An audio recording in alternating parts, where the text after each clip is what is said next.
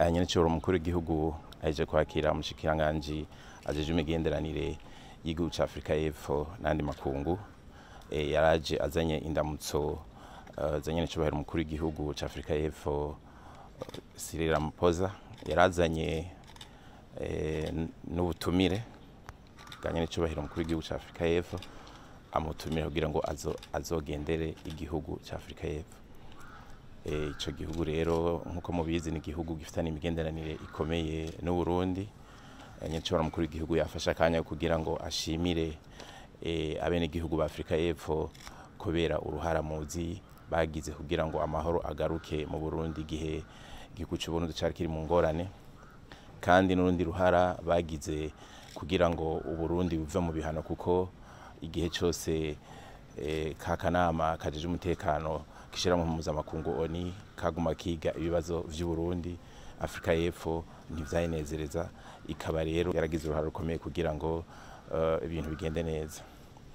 Bari bamaze imisi hamwe n'umushikiranganji w'imigenderanire w'u Burundi bari mu inama y'akagwi ka bose ibihugu bibiri kugira ngo bige neza ibijanye n'imigenderanire hagati y'u Burundi na Afrika y'Epfo. Aho bakaba bararavye ibisata bitandukanye bashobora gukoreramwo. Uburimyi n'ubworozi ni gisata abanyafrika cyane cyane muzi ko bashize imbere, haba mu Burundi duhere ku Burundi nishira hamwe igihugu vya Afrika.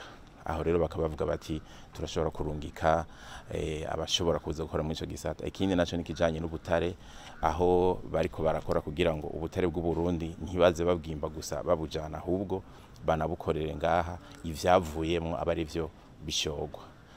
Hari n'ibindi bisata rero vyinshi bagiye kuzokoreramwo nk'ibijanye no kubaka no kwigisha. Abanyafrika y'Epfo bashaka kuza kwiga igifaransa ngaha, hanyuma ariko nabo bagafasha kugira ngo batwigishirize abaganga, haba abadokiteri canke abaforoma. Ivyo rero ni ibintu bikomeye. Inama rero izohava iba muri Afrika y'Epfo. Ico gihe umukuru w'igihugu niyagenda muri Afrika y'Epfo azogenda ajanye n'abakora mu gisata c'ubutunzi kugira ngo bace baraba neza ivyo bashobora gukorera.